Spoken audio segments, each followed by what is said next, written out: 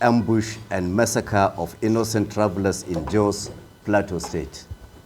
The coalition of northern groups has taken stock of the incessant attacks and unrelenting deadly highway ambushes and cold-blood massacre of innocent Nigerians traveling through most Plateau State communities and major highways.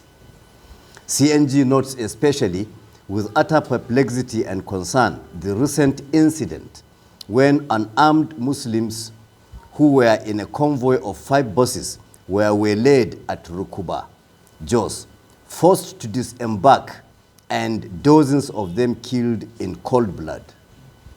The harmless passengers were returning to Ikare, Ondo from the annual Zikr prayer in Bauchi when they were waylaid by the notorious Irigwe Christian militia.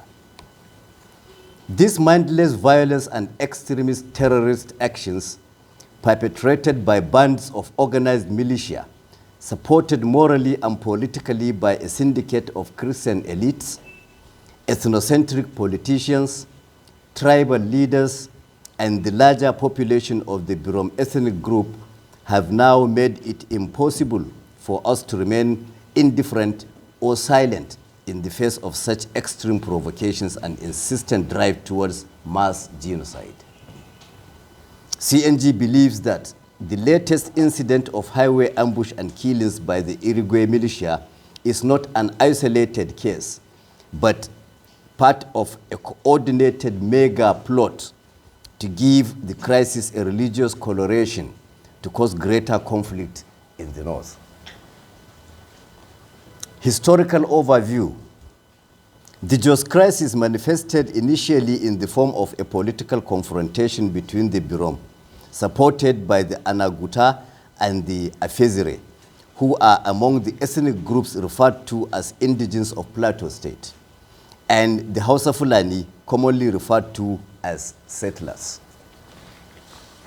This struggle between the self-acclaimed Christian indigenes and the mostly Muslim Hausa Fulani soon took on a strong religious dimension, pitching Muslims against Christians. According to conservative estimates, at least 4,000 people have been killed in Jos and smaller cities and villages in Plateau State over the past decade.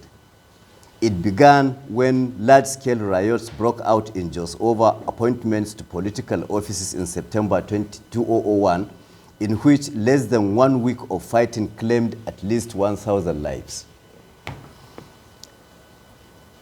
After the 2001 riot, long-standing rural land conflicts were deliberately manipulated into violent confrontations with local Birom militia groups repeatedly attacking small towns and villages, leaving an estimated 1,000 to 2,000 people killed in 2004 and in 2002 and 2004.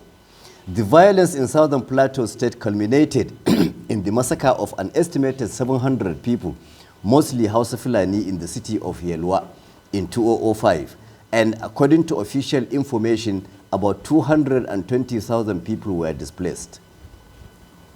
This situation led to the imposition of a 6-month state of emergency in the state before rioting resumed in November 2008 in connection with local government elections in Jos.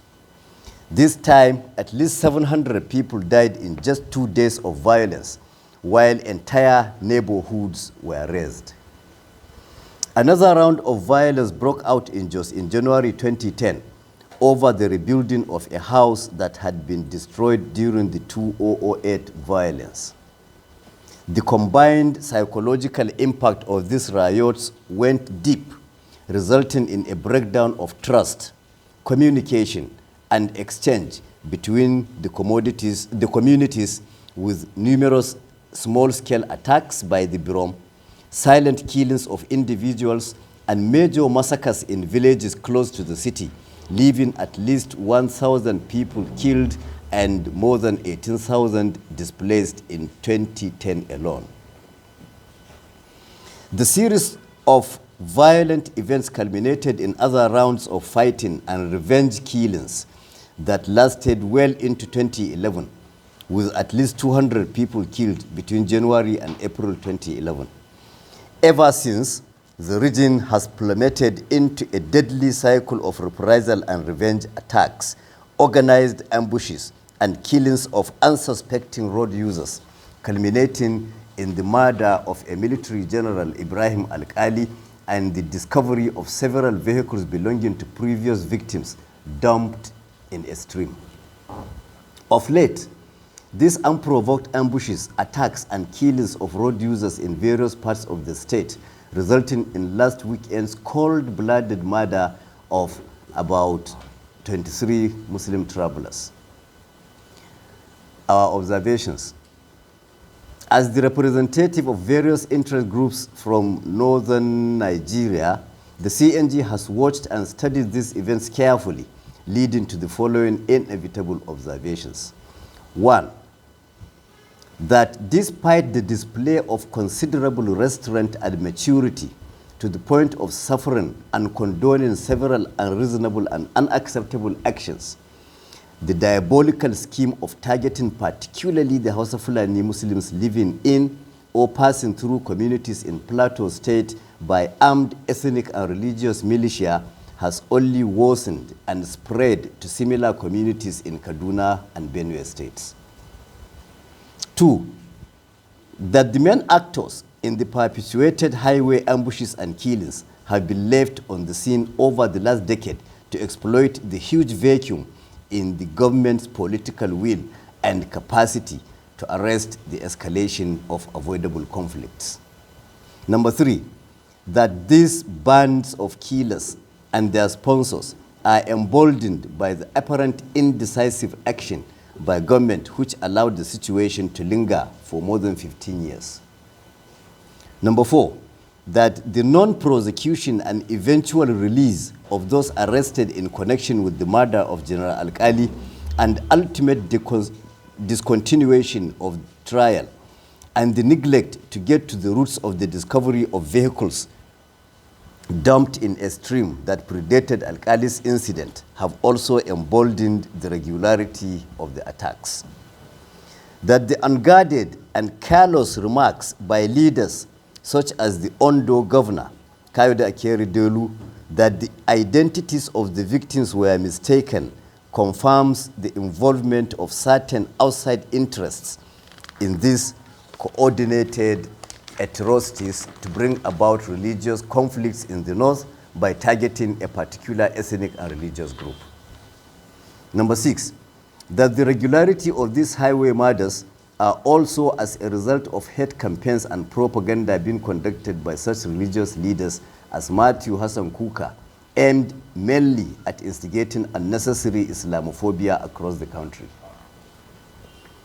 Our stand, with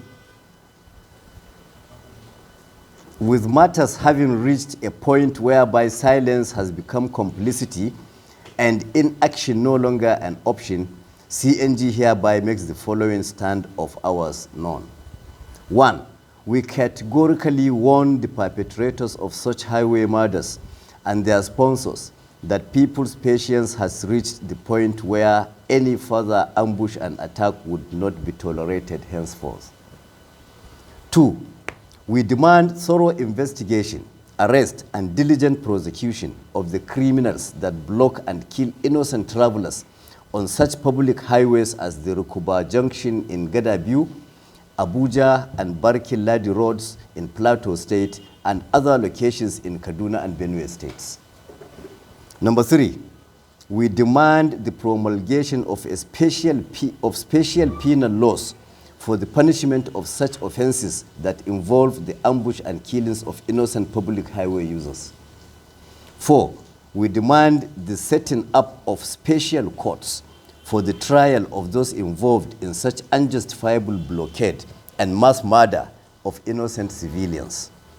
5, we demand action from the federal government to ensure a permanent end to the incessant highway attacks, including the arrest of traditional rulers and all elected representatives from the communities that harbor the terrorists, and where resistance is shown, the communities be demolished and replaced by military posts. Number 6, we demand full investigation into the roles being played by the utterances of such leaders as Ikeredolu and Kuka in filing the embers of violence in parts of northern Nigeria and elsewhere.